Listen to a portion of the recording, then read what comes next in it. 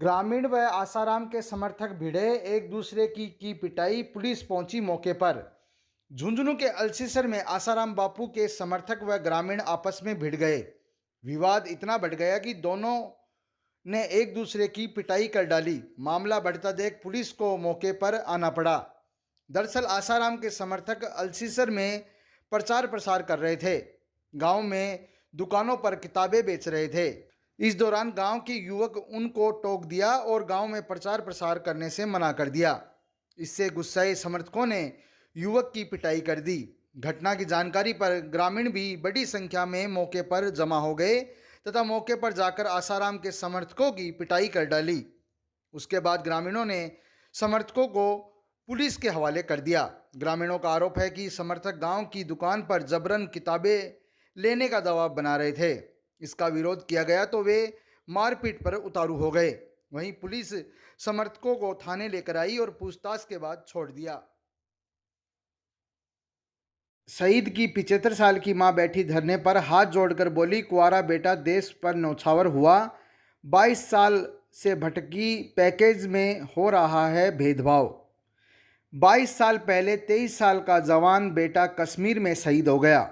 उस शहादत के हक के लिए 75 साल की एक बूढ़ी मां कलेक्ट्रेट के सामने धरने पर बैठी हुई हैं।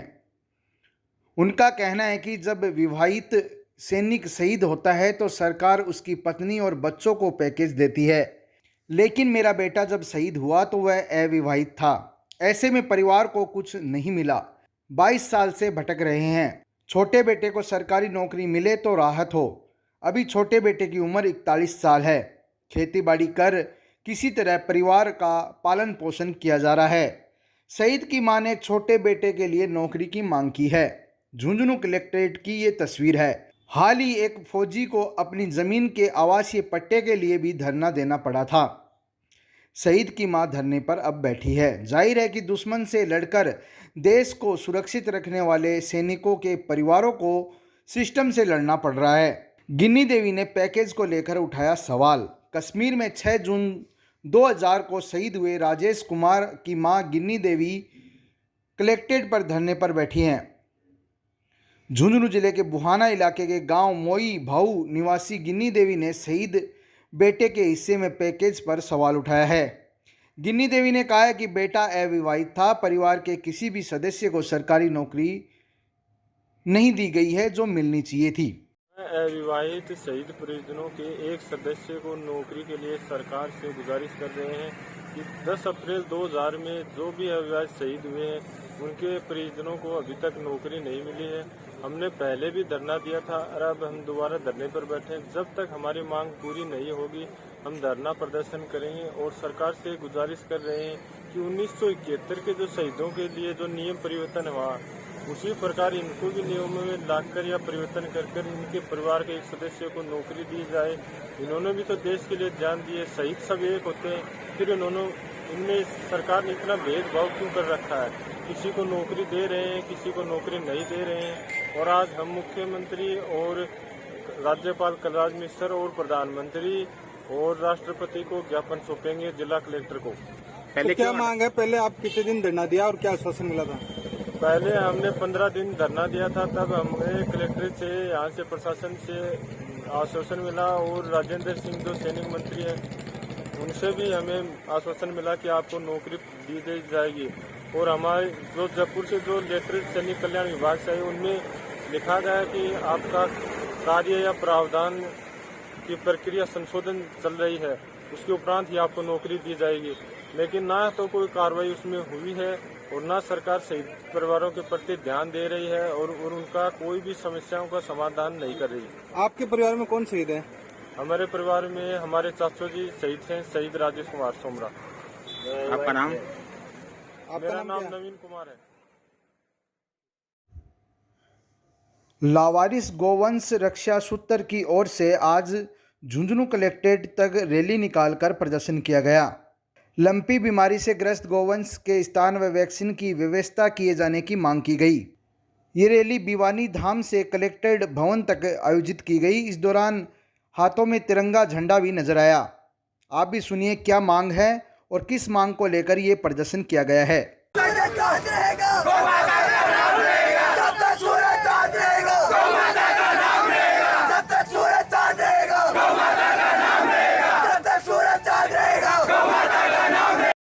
कलेक्टर साहब ने ही खातर जो एक पशु पालन या आपका घर पाल ली ही गाय दूध दे जब तक राखी अब आगे बीमारी होता है ना तो दवाई लगा रही और ना कोई बात ना बारक बांट रही रोड पर काट रही। रोड पर काटने से मतलब क्यों है वो समझ रहे हो? रोड पर काटे वो 10 का टच मारो 10 और ख़राब हो रही है। कोई मतलब घरा बांधो बाकी दवाई लो फ़ोन करो है कि मारचार की टीम हर एक गाँव में कोई कहीं आपके तरफ से कोई कहीं कोई इलाज करने लाग रहे हैं। घरों क्यों काट रहे हो? ना कि कोई वैक्सीन को इलाज है ना आपको कोई जो जितना भी ये बन रहे हैं यहाँ का कि मैं आपको ध्यान रखा कोई आपको ध्यान नहीं रख रहे साहब। मैं पटनिया लिखे नहीं टाबर है एक भी छोरो इंसान को नहीं है जो कोई काम धंधो करता है। कोई सो है सिर्फ कॉलेज साइड है कोई जयपुर है कोई सिक्कर फोन करना भाई ला 4 भाईला खड़े हो गए तैयार करी एक गा पकड़ी 40 होगा आप 100 हाँ ई खातिर आया कि मानना कोई मतलब को नहीं इकी वैक्सीन दे दो चारा को इंतजाम कर दो लावारिस का जो 12 ही बाको प्रॉपर तरीका से वैक्सीनेट कर दो। आज क्या करे आज जो पूरे कलेक्टर साहब ने ये रैली खातिर देना है ज्ञापन के साथ लावारिस गाय को कोई ना कोई बंदोबस्त समाधान करो। क्या नाम बताओ? अरविंद सिंह शेखावत। सैनी समाज ने झुंझुनू जिला मुख्यालय पर विरोध प्रदर्शन किया है।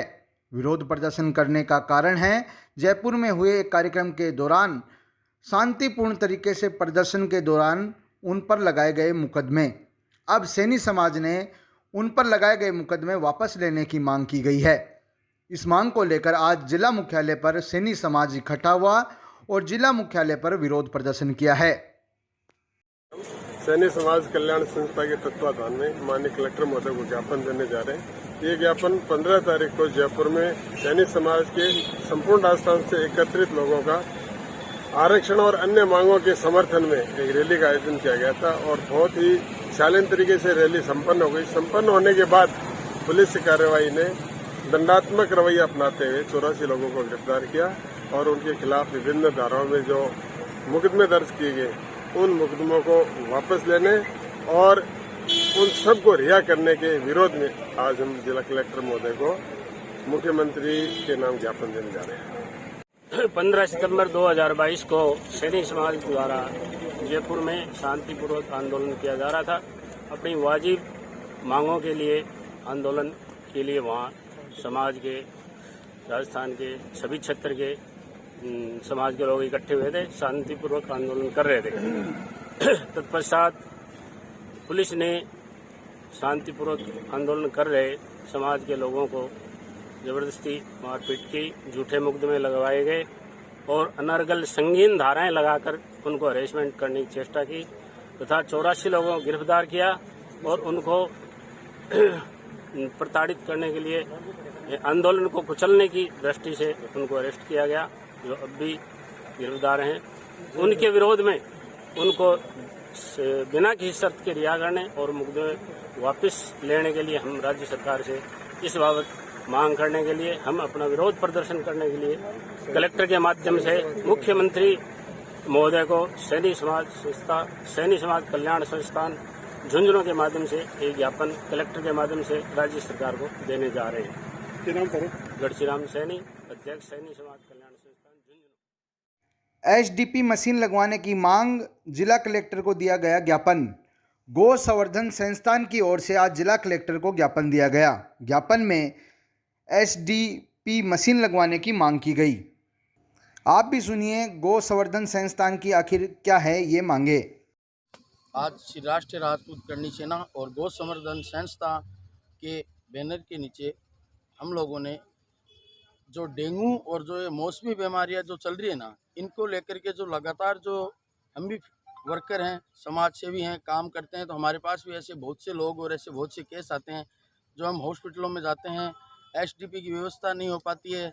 डेंगू के मरीजों के लिए प्लेटलेट्स वगैरह जो परामर्श डॉक्टर देते हैं उनके समय पर उपलब्धता नहीं होने के कारण उनको दूसरी जगह जाना पड़ रहा है, जयपुर रेफर किया जा रहा है, जबकि ये जिला है, जिला हेडक्वार्टर पर। और ये बड़ी शर्म की बात है कि इतने बड़े हॉस्पिटल होने के बावजूद यहाँ पर एक भी मशीन नहीं है जिससे प्लेटलेट्स वितरित किए जा सकें, दूसरे लोगों में मरीजों में चढ़ाए जा सकें, ऐसी व्यवस्था इस ज़िले में नहीं है।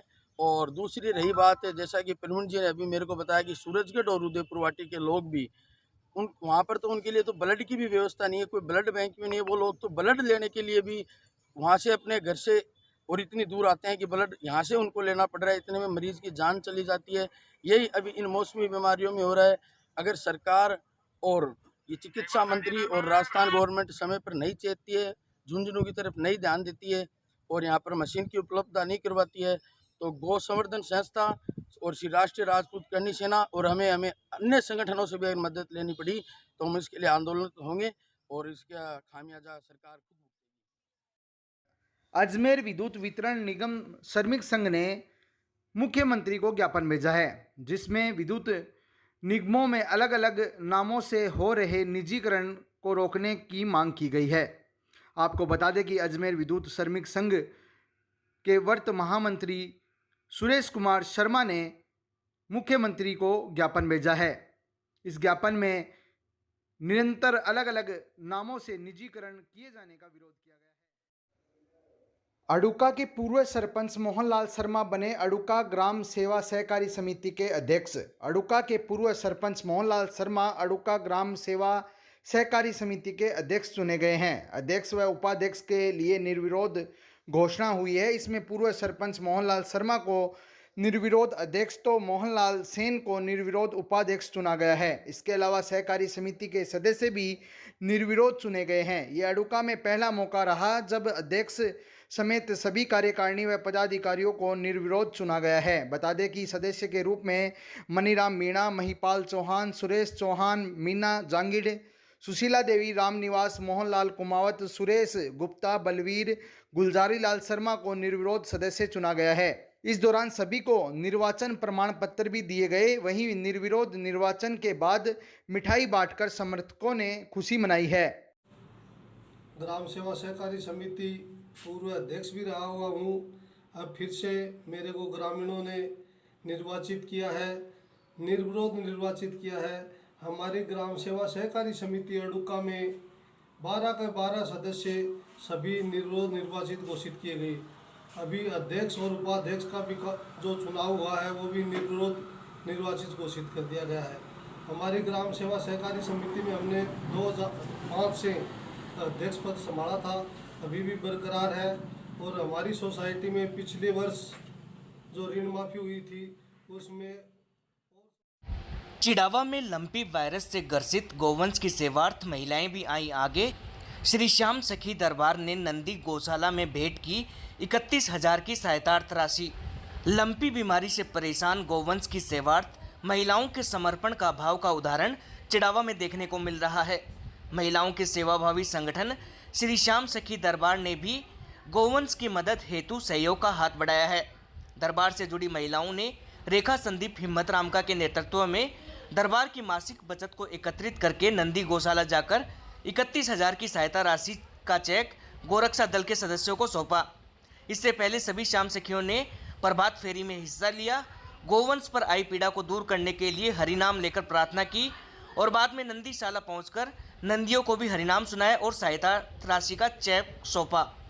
इस मौके पर प्रभात फेरी के सदस्य देवानंद चौधरी, संदीप हिम्मतरामका, सुभाष पवार, महेश शर्मा धन्ना, रविंद्र जांगिड़, श्री श्याम सखी दरबार से संगीता, ममता हिम्मतरामका, सविता, सुमन, रेखा, सोनू हिम्मतरामका, खुशबू पारिक, रजनी केडिया, मंजू भालोटिया, ख्याति केडिया, नीतू सर्राफ, कुंदन कटेवा, विनोद गुप्ता आदि मौजूद रही। इस मौके पर श्री श्याम सखी दरबार की संयोजिका रेखा संदीप हिम्मतरामका ने बताया कि गोवंश की सेवार्थ आगे भी श्री श्याम सखियां हमेशा तैयार रहेंगी। स्वास्थ्य शिविर का हुआ आयोजन। चिड़ावा शहर के मंडेला रोड स्थित तिलक ग्रुप ऑफ एजुकेशन में आज बच्चों के लिए निःशुल्क मेडिकल कैंप का आयोजन किया गया। विद्यालय निर्देशक राकेश तंवर ने बताया कि इस अवसर पर हल्द्वानी मल्टी स्पेशलिस्ट अस्पताल पिलानी के निर्देशक मोहित मलिक, विकास व सुशील शर्मा की अगुवाई में डॉक्टर स्नेह दीप, डॉक्टर वीरेंद्र, डॉक्टर राजकुमार व नर्सिंग स्टाफ विमल सारवान, संकल्प किरोड़ीवाल, कुलदीप कुमार, पंकज कुमार, प्रदीप कुमार, अंजू कुमारी, अरविंद, नरेश, रितु आदि ने 352 विद्यार्थियों का हेल्थ चेकअप किया।